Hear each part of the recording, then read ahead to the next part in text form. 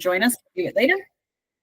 All right, great. This is week 9 of Ultimate Launch. We're going over the first appointment, what to do on the first appointment. For those of you who have had appointments before, this may seem like very rudimentary information for you, but you never know what you're going to learn.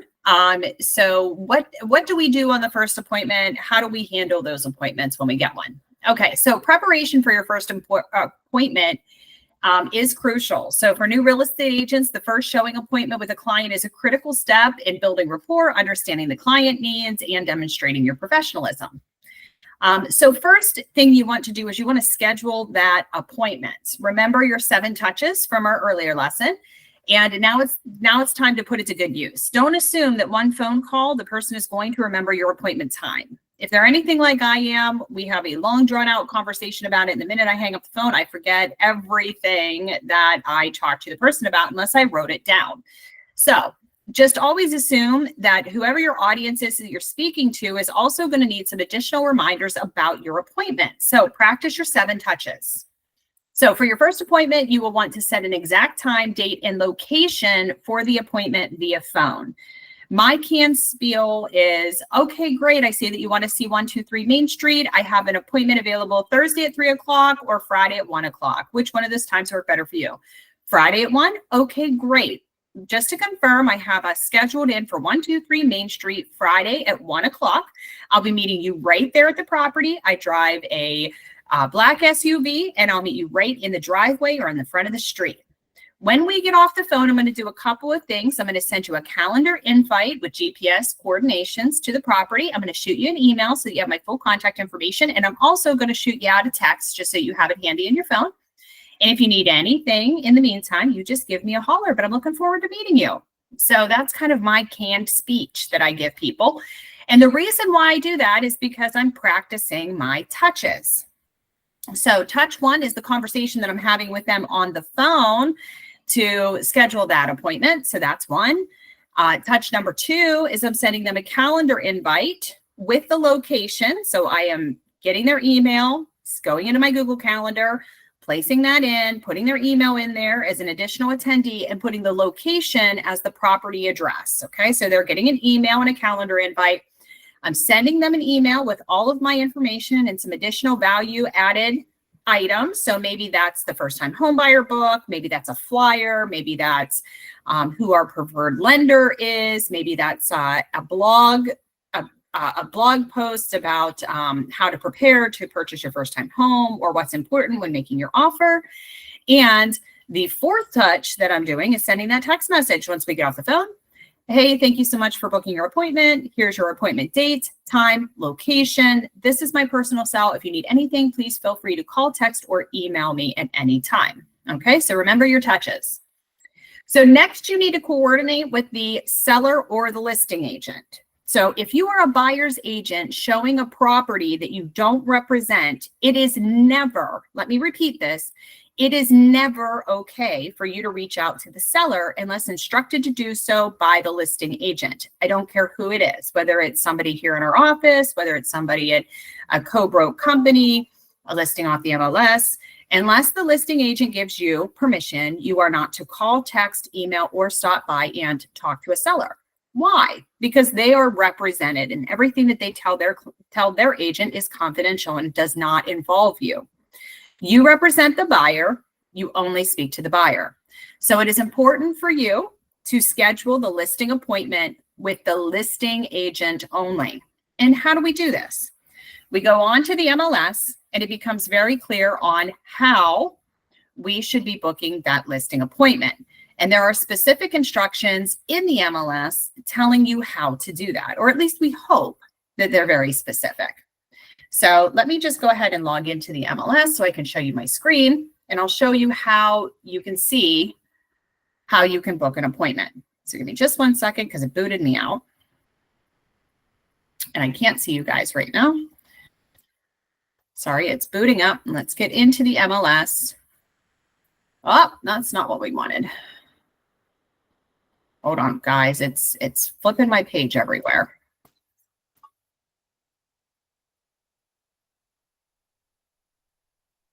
All right. Let's get over here. Okay, read this later. All right, so let's go into and share that again.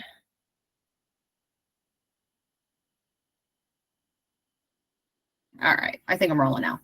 All right, so let's go into an active listing here. We're going to go to 4626 Elwood Road. We're going to pull up the listing sheet here. And there's a couple ways you can figure out how to make that appointment. The first of those is going to be down here where it says show. This says appointment with lister. Okay, so there is this tells us that maybe the home is occupied, maybe the seller wants to know about every appointment coming in, or there's not a Supra lockbox there. So when it says appointment with lister, the second place I would go is I would go to agent remarks. And the agent remark says, please use showing time for access code.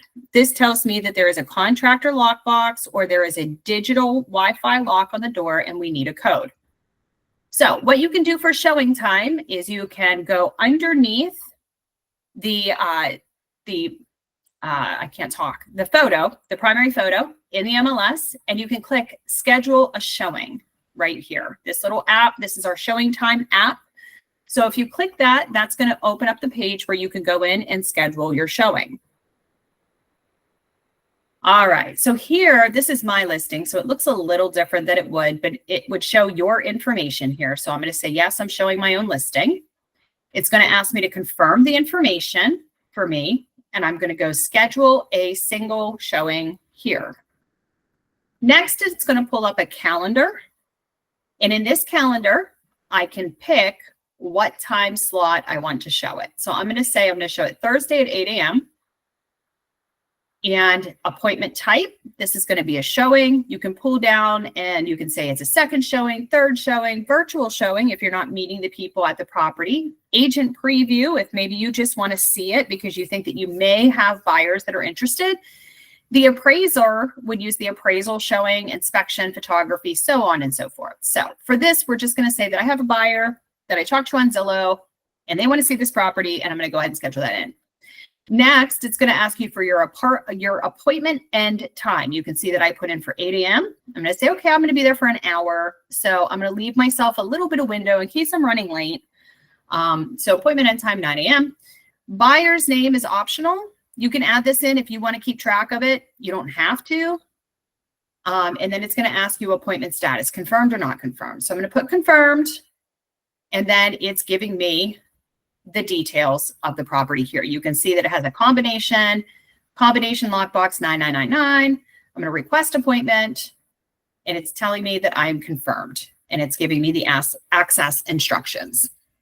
This is also going to go to my mobile app. And if you don't have the Showing Time mobile app downloaded, and you are on this call as a licensed individual, you'll need to do that. If you are pre-licensing, we'll go through that with you in your onboarding. So when you go into your showing time, it's going to show you, it looks a little app like this, if you guys can see it. And it says, I have requested, and then it's going to show me right here that I have my appointment requested. I can click on it, and then it pulls up the details for my showing. So this tells the listing agent that somebody is coming. It gives me the access code for that property.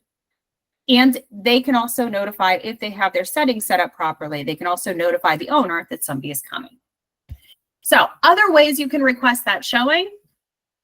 If it has showing time blocked off here, grayed out, it means they have it disabled. Also check the agent remarks, because sometimes it will tell you, please do not use showing time. Please contact the agent. That's when you would have to call the agent to make that appointment. Sometimes this show could say appointment with tenant, and it can give you the tenant's information. So you call the tenant and let them know you're coming. It could say appointment required / lockbox. That means you have to call the agent or use showing time to schedule the appointment because it is occupied, but there is a Supra lockbox there. And then it could also say vacant / lockbox. And that means it's vacant. Nobody lives there. There's a Supra lockbox. You're good to go. Okay. Any questions on logging in and using your showing time? No? No? All right. Now my screen flipped out, so I have to get back into Give me 1 second to get back into our ultimate launch slide. I'm struggling today. Just struggling. So give me just 1 second to get that back up on the screen.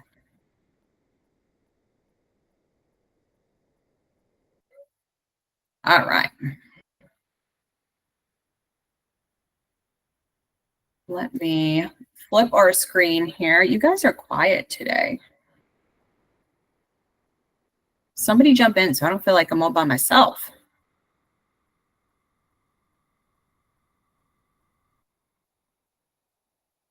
Nothing. I know April Boyd's online. She talks, but she's been quiet today. I'm just like super tired today. I don't know what's going on. But all right, let me reload this since it bumped me off when I open the MLS. We'll get back into, there we go.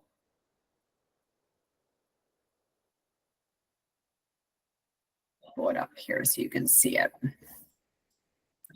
All right. Now we're rolling. Now we're back in action.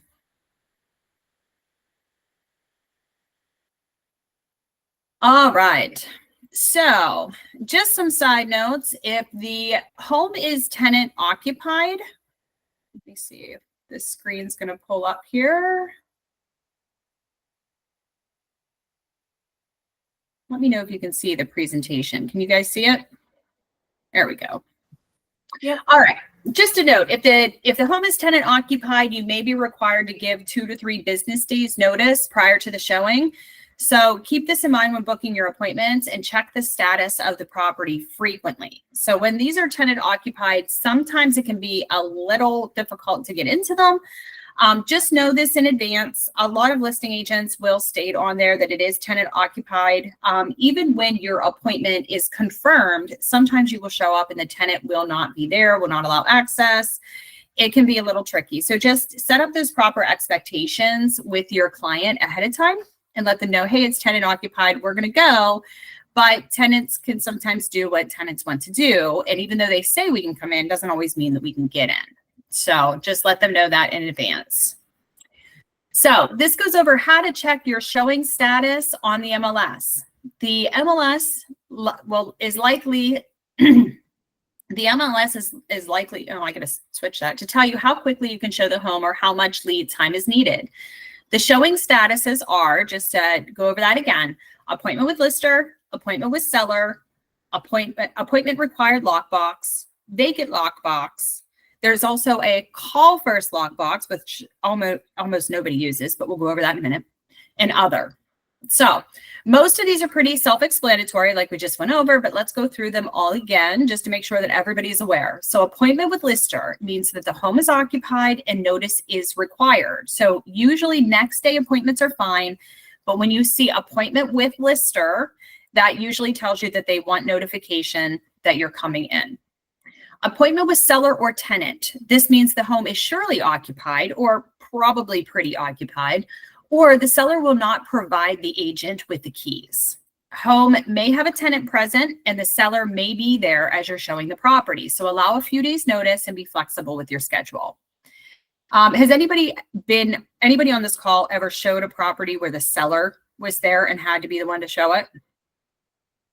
Has anybody ever gone through that? yes, yeah. Yeah, I haven't.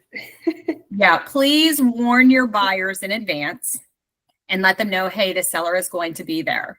Allow additional time at this showing because a lot of the time the seller wants to take you through the property and they not only want to tell you everything that they've done to the property, but every memory that they've made.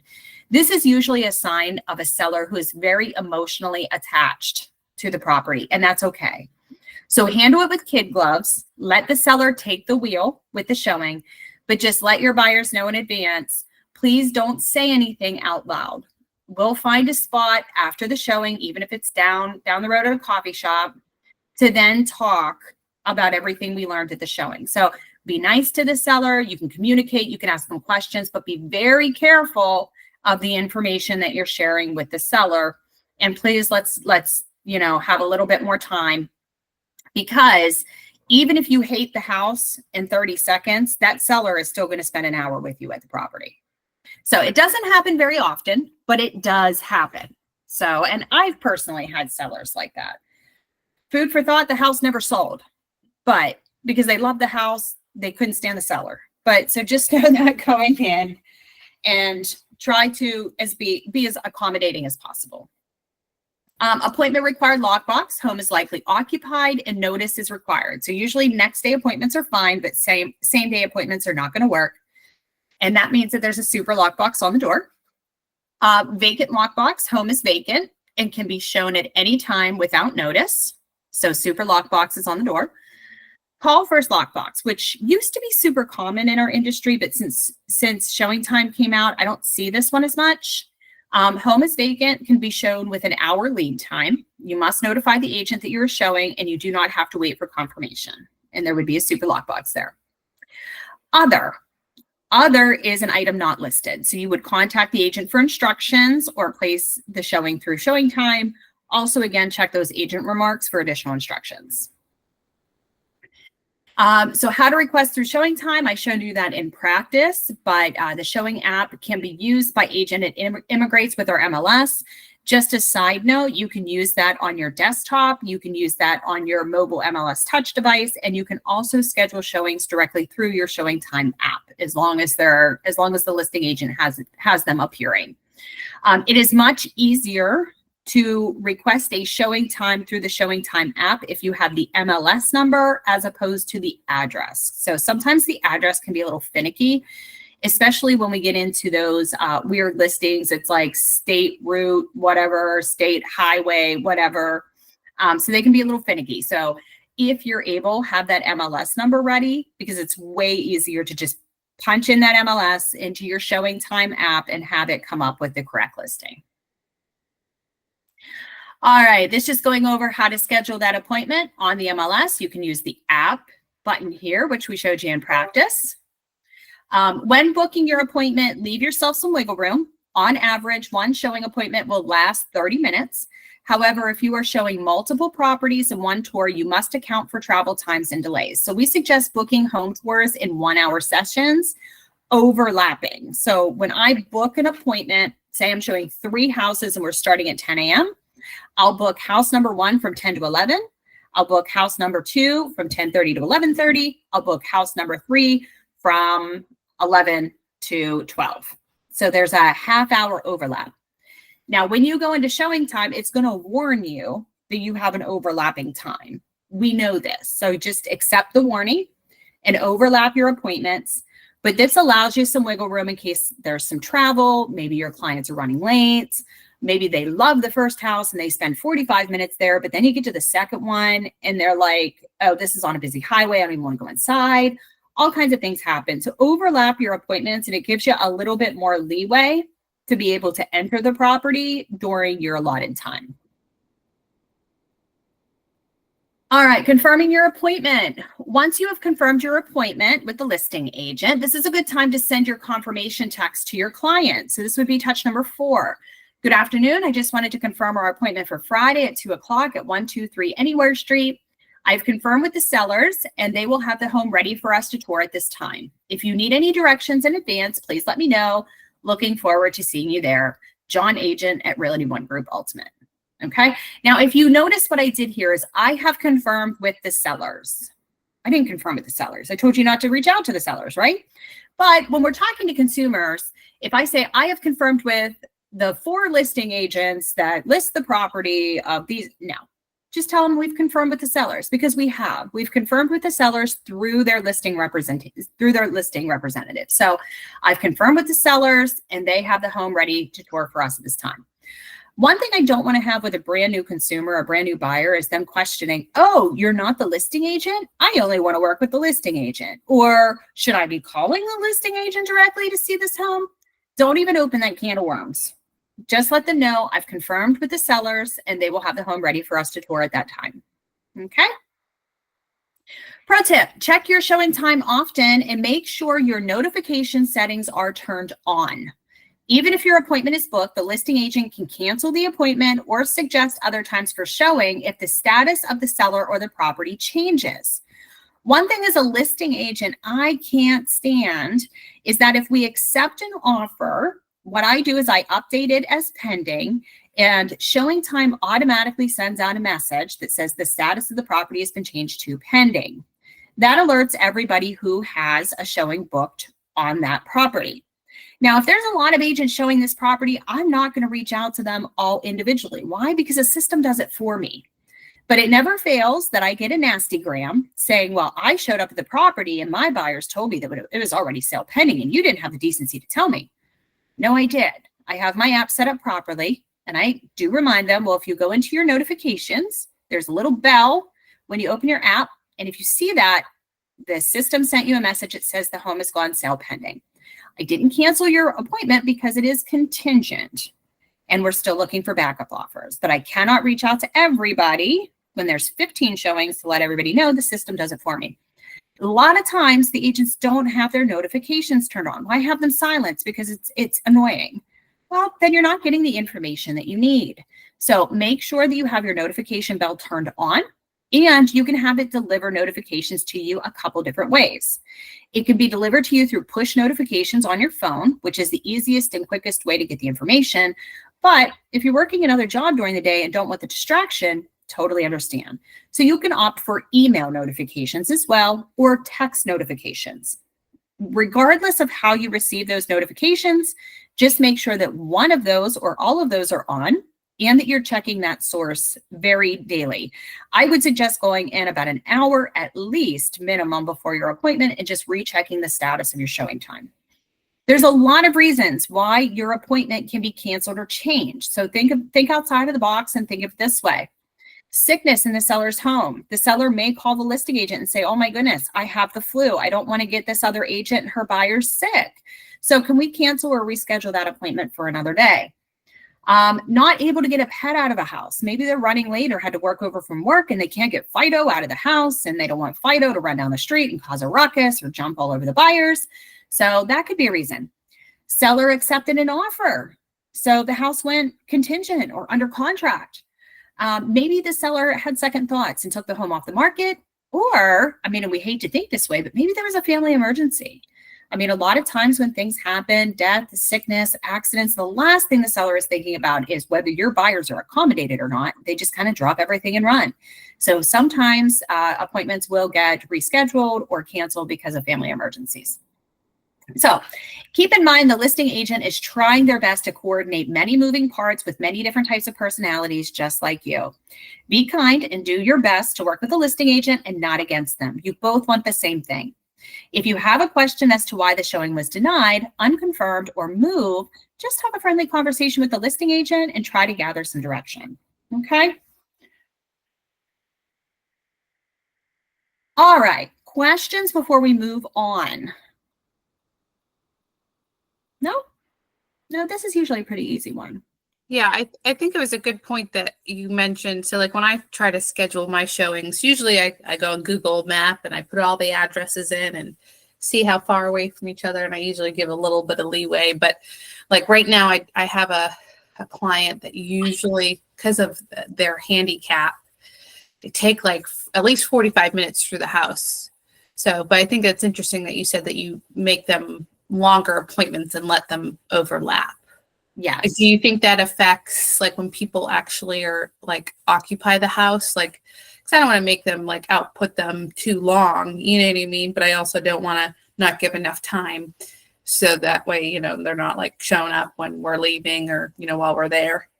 Yeah, I think that an hour is probably normal. I don't know what other people do, but I've always found an hour gap is very normal. And as a listing agent, I tell the sellers like leave 15 minutes before and come home 15 minutes after.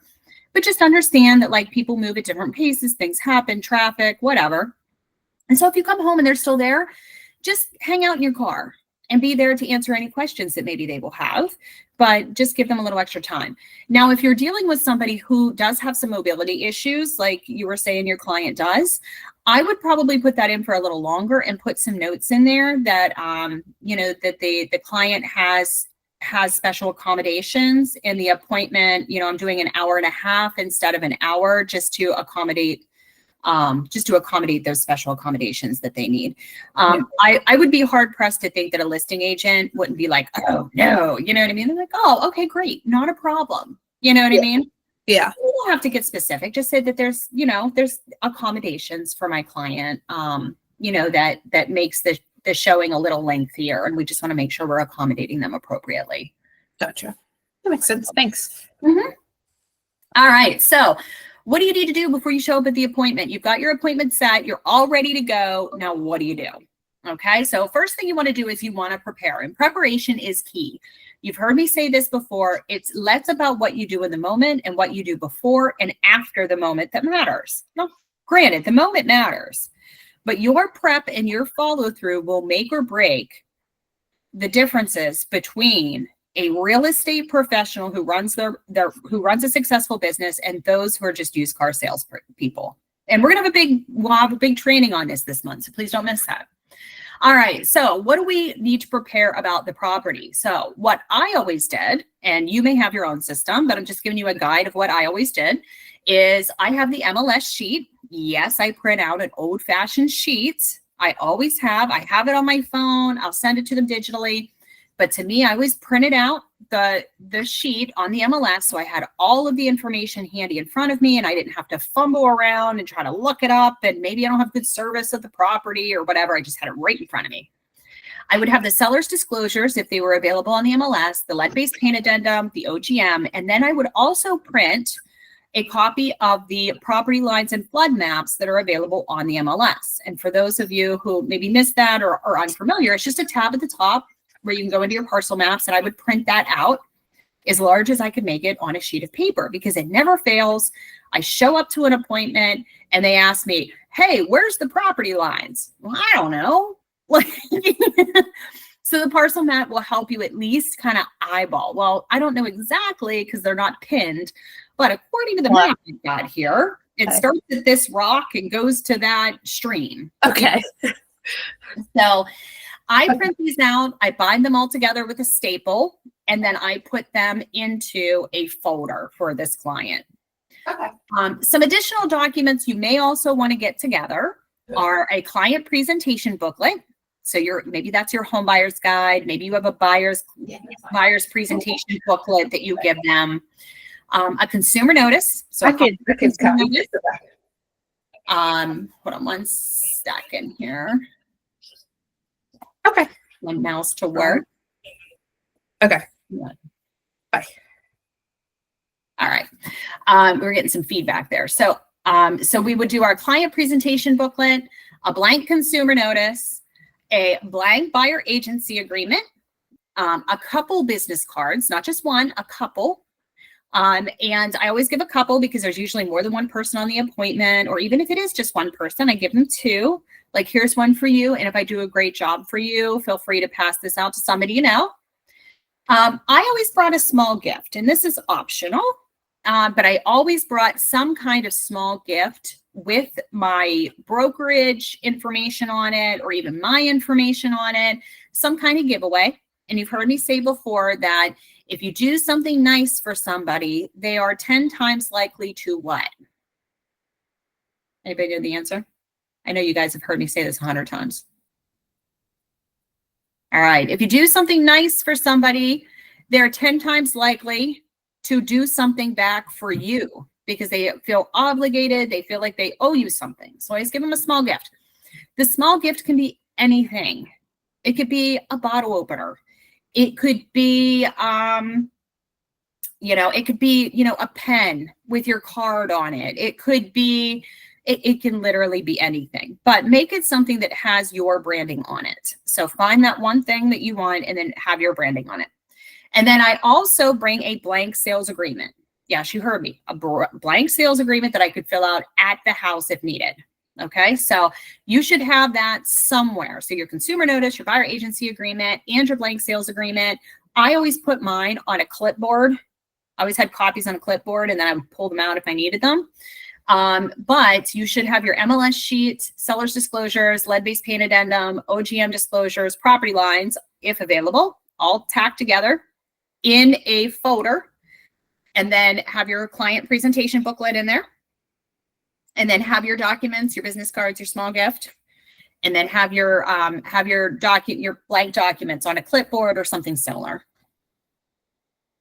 All right, MLS supplements and tools. Where do we find the seller's disclosure, lead-based paint, and OGM? Well, I showed you that showing time icon on the MLS. And if you look right above it in the diagram there, it shows you that there's a stack of papers. If you click there, it's going to pull up what's called your supplement files. So your disclosures and everything. So anything that supplements the listing is called a supplement in real estate. So that's where you're going to find all the very specific information that's not included in the listing in the MLS. You can also scroll to the top and go to the tab. And now there is a new tab called supplements. So you can see that there at the bottom. So you can click that tab at the top. It's going to take you to the exact same page. So how do we find the parcel maps? And that's really easy. You're going to go to the tab at the top that's called Parcel Map, and you're going to click it. And then that's going to pull up the diagram of the lot. So pro tip, if your seller is selling more than one parcel of land, you will need to pull each report separately to see all of the lots being sold in or with the specific MLS number. So a lot of times we'll list a property and let's say it has a house and then the lot beside it is included. So on the MLS listing, you'll see two PID numbers, but one of two things are going to happen when that data pulls from the tax maps. And that is, one, it's not going to pull any map because it's going to get all confused and it's not going to pull anything. And that parcel map is going to be grayed out.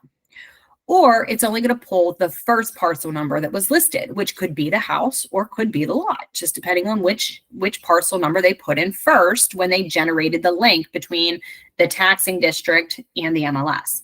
So it's going to be very important for you to look at the listing and to see if there are more than one parcel identification numbers tied to the listing. If there is, make note of which one it pulled, and then you can go into the tax record and pull up the other parcel. You also want to confirm the taxes as well, because when we put a listing into the MLS that has multiple parcels, it's only pulling the tax data for the first parcel listed. It's not pulling it for both parcels, okay? But we go over that more when it comes to your first listing appointment and putting that into the MLS. So, all right, questions on that stuff? Questions? No? All right, moving on. Dressing for the appointment. When showing homes to a buyer, the real estate agent should dress professionally to convey trustworthiness, competency, and respect for clients and the profession. So here are some guidelines on how a real estate agent should dress for home showings. General principles are going to be professionalism. Your attire should reflect the professional nature of your job and the serious investment your clients are considering. Comfort. You may be on your feet for extended periods and moving through various types of properties, so ensure your clothing is comfortable and practical. Although stiletto heels look amazing on any lady, and I'm not debating that, they're not so great for real estate. They're really not. They're not practical. So try to pick footwear that is practical in any situations. We show houses in the middle of summer when it's beautiful out and it's dry and the birds are chirping, but we also show properties in the winter like we're in now. So make sure that you have footwear on that accommodate that, and also dress appropriately for the season and for the type of property you're going into. So dress appropriately for the climate, region, and type of property you are showing, and consider the expectations of your client base as well. All right, so seasonal accommodations. In hot climates or seasons, lightweight, breathable fabrics like cotton or linen are ideal. Short sleeve shirts and blouses are acceptable, but avoid anything too casual like tank tops, crop tops, and short shorts. So tank tops, crop tops, and short shorts are a no-no. Cold weather and colder climates, layer your clothing. If you don't do this, you will learn quickly that you need to.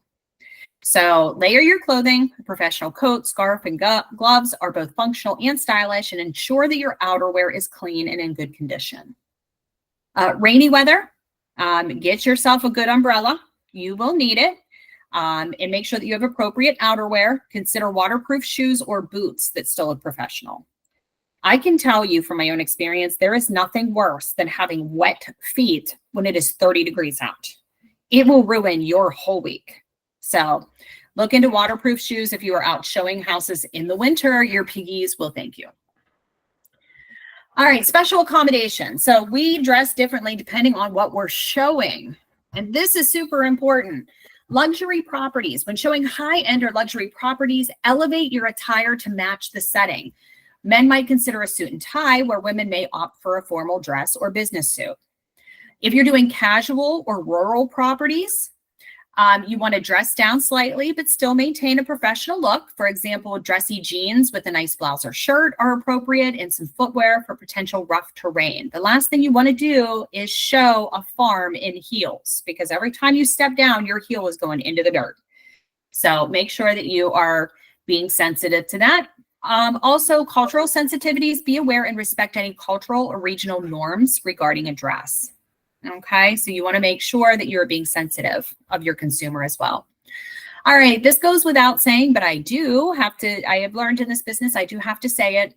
Personal hygiene, you need to ensure that you're well groomed with clean nails, fresh breath, appropriate use of deodorant and cologne or perfume. If there wasn't a reason to mention it, it wouldn't be in this training. So I'm just putting it out there. I'm not saying that any of you fall into that category, but we've had to talk about it before, so it became part of the training. Bag or briefcase. Carry a professional bag or a briefcase with necessary documents, brochures, and tools. Now, if you don't want to walk around with a briefcase, you don't have to. Keep it in your car. I always found that a clipboard does the trick, because a clipboard, I can clip my pen on there. It has a little hook. I can hang my keys on there. I was always a clipboard girl. Some people walk around with portfolios, the zippered portfolios. Those work really well.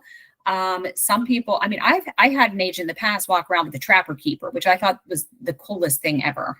So whatever it is that you want to do, you do you, but it is nice to have something so that you can keep your paperwork and be prepared. Name tag. Wearing a name tag can help clients remember your name and adds a personal touch. I love name tags because it helps people remember you. So remember your touches, remember your branding. Putting that name tag on wherever you go is a good way to continuously put your name out there. All right. Arriving at the appointment, arrive on time. This goes without saying. Ensure you arrive at the meeting place 10 minutes early for your appointment.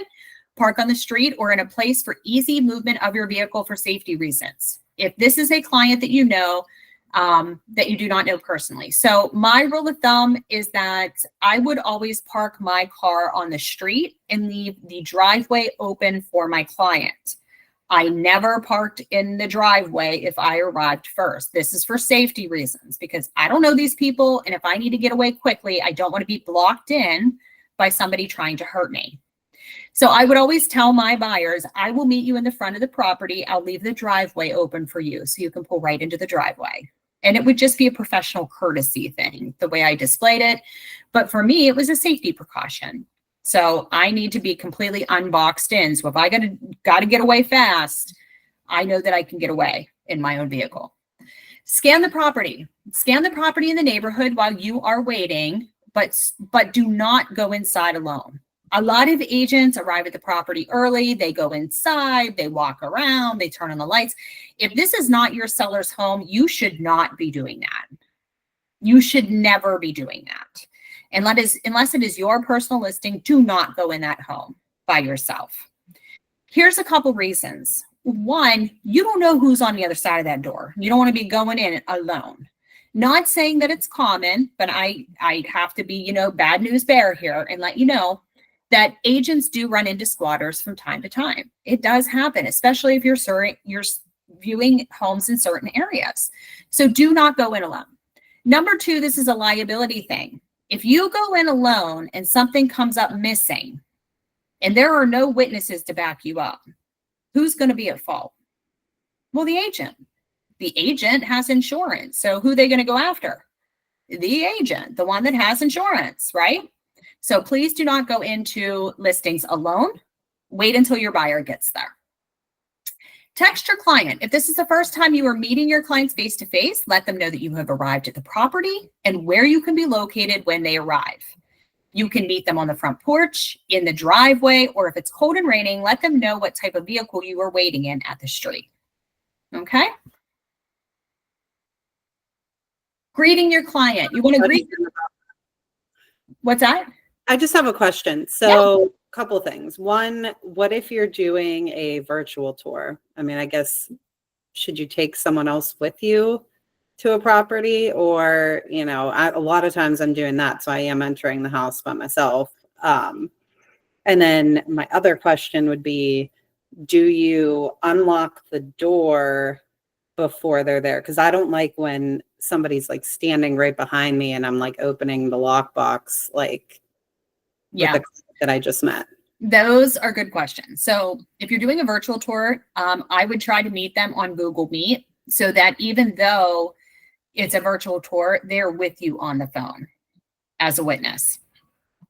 Let them know precisely where you're at. So make sure they know where you're at. And if connection is lost, that they should, report the incident. Opening the door ahead of time. Yes, you can open the door, open the lockbox ahead of time, but I would not unlock the door until they're there. So just hold the key. If you have to do it in front of them, I always put my body between me and the lockbox. Like I insert my body in the middle so they can't see me opening the lock. But yeah, I would show virtually, do a live virtual so they can see what's going on. So you have another witness. And that is becoming more popular. It's a good question. So, all right, warm welcome. So greet your clients warmly with a friendly and professional demeanor. Introduce yourself. So briefly introduce yourself and reiterate your commitment to helping them find the right home. A good introduction would be, hi, I'm Christina. It's so nice to meet you in person. I'm so excited to help you find your home. And then explain to them how the showing process is going to go. So if this is your first time meeting them, you want to explain how you will take them through the guided home of the tour, welcome them to ask questions along the way, and explain that they are welcome to open cabinets and closets, but to avoid touching or moving the seller's personal belongings. Also explain that it's common for sellers to have video and audio recordings in their home and to be careful what they say during the home tour. Explain that you will meet them back at the meeting spot after the tour for more feedback and discuss more confidential questions they may have. At this time, have them sign the consumer notice and a single property buyer agency form, and then let them enter the home. So keep in mind that when you are meeting a client for the first time, this may be the very first time they've ever toured a home. Do not forget to explain the rules of the showing. Okay, we go through the home together because it's occupied.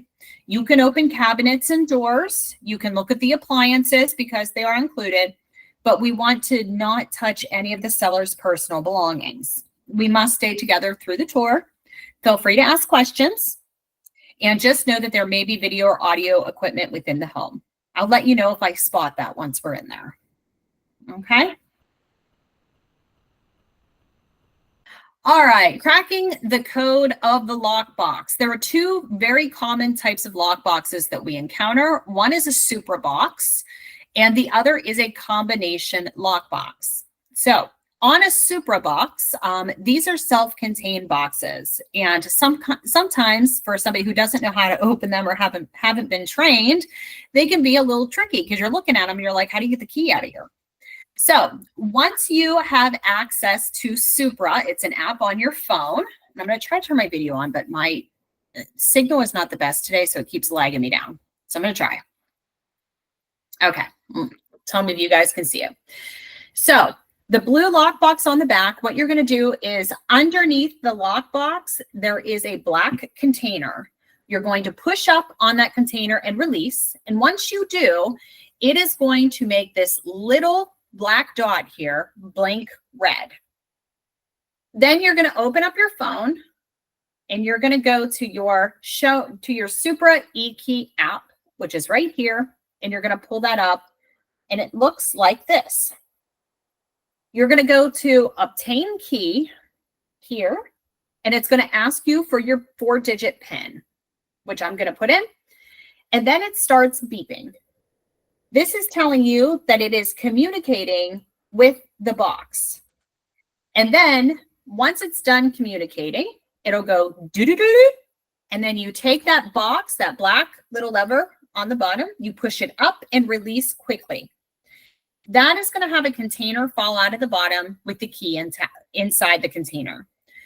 One of the most common pitfalls for opening a super lockbox is that you push up and hold too long, or you push up and down multiple times. You push up for 1 second, release, and it drops out. If you push it up and down more than once, it will relock itself. If you push up and hold, it will likely jam or will lock itself down. So you need to make sure that you're pressing up and out quickly. It'll drop down. You take the key out, you open the door. When you're done, replace the key into the lockbox and insert the black container back up into the bottom of the super box, and it will lock. Side note, when you're showing properties, do not walk around with the key in your pocket. Please do not. Do not put that key in your pocket. Open the door, unlock it, and leave the key in the lock. Do not put it in your pocket. Once you're done showing, you go back and you exit the door that you entered, lock the door, take the key, reset the lockbox. If you put that key in your pocket, you will leave with it, I promise you. All right, so combination lockbox, there's all kinds of different styles. Basically, you get a code through your showing time or through the agent. You dial in the code, and then there's always a black lever to the right. You pull down the lever and pull off the faceplate. The keys are inside. When you're done showing, you replace the keys, push the face forward, and you have to spin the dials. Please don't forget this step. Spin the dials, or the lockbox will remain open. So spin the dials when you're done so that the code no longer appears on the front of the lockbox. All right, any questions with that? Nope. All right. Conducting the guided tour. So open the door for your clients. Who says chivalry is dead? Open the door for your clients and allow them to walk in ahead of you. This is a sign of admiration and respect. Let there be light. Now go ahead of your clients, turn on all the lights on the first floor of the home so you can provide them the guided tour. Show them the home room by room. Pick out positive features of the home and ask the client open-ended questions to learn more about them. This is rapport building. Example, wow, this home has such a spacious kitchen. Do either of you enjoy cooking? What's most important to you in your next kitchen? And don't forget the basement and the backyard. So believe it or not, the basement and the backyard are the most commonly missed areas of the home tour. Don't forget to guide them to the basement and backyard before conducting your home tour. Have your disclosures ready. This is where they will come in handy. When you are viewing the furnace, the AC unit, the hot water tank, and the electrical panel, questions are bound to come up. Have those disclosures in front of you and ready to look up those answers. All right, after the tour, the feedback period and wrap-up stage. So you need to place the key back in the lockbox and double check your pockets to ensure you did not put a key in your coat pocket before leaving. Secure the lockbox and ensure it is locked before exiting the property. Double check all entry doors to ensure they are locked and turn off all lights to the home. Ask for feedback on the property. So what did they love? What did they hate? Gathering this information allows you to provide feedback to the listing agent and also learn more about your client. Provide them with the documents that you got ready. Remember the MLS sheet and the seller's disclosure, the lead-based paint. This is the time where you give them that material to take with them. And book the next appointment before they leave the house. So book the next appointment. This is important in converting a lead into a client. Suggest a few other listings to view. Ask them if they have any properties they would like to see, and book an appointment in your calendar for a few days out from today. If they love the property that you showed them, but they're not quite ready to make an offer yet, book an appointment for a second showing 2 days out so that you can come back in, let them sleep on it, and then come back in for a second showing. Next, we go to the follow-up and follow-through period. Again, it's more important what you do before and what you do after than it is what you do the day of. So call the following day, and you want to keep top of mind, and you want to show your clients that you care. Do not delay. Make that check-in call with them the day after. Have similar listings ready to suggest. So if they tell you on the phone, yeah, this one just really isn't for us, have other ones ready. So do your research. Add them to an MLS search. So the MLS allows you to add clients to a search criteria in the database where they would become alerted of new listings that are hitting the market. And then you want to follow up often. So follow up often and continue to build lasting relationships with your new client. All right, on these pages to follow, these are just instruction sheets on how to MLS prospect and set up auto notifications, and I will get that out to everybody's email. And that concludes our week 9 training of your first appointment. I know that was a lot. I know it was a lot, but we want to make sure that we cover every aspect, whether you're new or seasoned. So what questions do we have? Comments, suggestions, anything we missed? I have a question about providing feedback to the listing agent. I actually watched a video this morning from someone I follow on Facebook, and it was a story of how an agent provided feedback from their buyer to a seller, and then they ended up, going under contract. It was negative feedback, and they ended up going under contract to buy the house. Long story short, something happened, and the buyer sued their agent for breaching their fiduciary duty and won because they had provided information like, oh, the buyer thought the price was too high and or it was overpriced and something else. So is there words that we should avoid when we provide feedback? Even if it is negative feedback, should we keep it more generalized? No, I think that when I provide feedback, I don't ever use the words the buyer thought. I will always put, price is the price, the condition of the property for the price is not as expected. Or noticed a scent or noticed an odor of animal when entering the property, suggest deodorizing property to make a better first impression. So my feedback is never like the buyer thinks or I think. It's just a general. Okay. And I think that's a good measure to do. I'm surprised that a seller would sue somebody over feedback. No, the buyer sued their agent, I guess, because they said it was overpriced, and then they, went under contract to buy it, and they were trying to negotiate, a lower price, and something, the seller said, oh, we're being tough because you said our house was overpriced. So then the buyer, sued their agent for telling them that they thought it was overpriced. Oh, still odd. I thought it was weird. I never thought about it like that before, but I'll start saying it kind of the way that you said, more of just a general feedback, not who said it or who it's coming from. Yeah, I would use general feedback. I do that a lot. It's just, this is what was noticed. And I've never had anybody come back and be like, oh, was this what you noticed? Or this what the buyer noticed? Nobody's ever asked that. And that's left open for interpretation. Maybe the buyer did say it. Maybe I said it. You know what I mean? This is just what was noticed. And I always try to follow up my feedback with something positive. Home has really amazing space. However, we did notice, or, an odor was noticed at time of showing that took away from the experience. Deodorizing the property would solve that problem and create a better showing environment or something. So I always put a positive spin, hey, this isn't a deal killer, but if you did this, I think the appointment would have went even better. Yeah. So I think it's all in how you spin it to people too. For sure. So, all right. Well, that's all I've got for this week. Next week, we are on week 10, which is the final 10, which is your first offer. And we're going to be going over the steps of what to collect, what you're going to need, the documents you're going to have to fill out, the etiquette, the real estate etiquette, because a lot of this launch goes over a lot of etiquette items. So we're going to go over that. So please join us next week, same time, same place for week 10, and we'll finish up our ultimate launch training then. All right. Thanks, guys. Bye. A quick question. Will we be getting these packets emailed out to us? Yes, we email them out all the time. I think what I'm going to end up doing is just putting this on the ROGU agent website so that you can download it from there. I'll try to get that done today for you. Yes, please. Thank you. Any of the past ones, can we get those uploaded as well? I'll be having random questions, and you know how I am. I don't like to bother people. So if I could just be able to pull it up, that'd make it a little easier. You're asking for what list?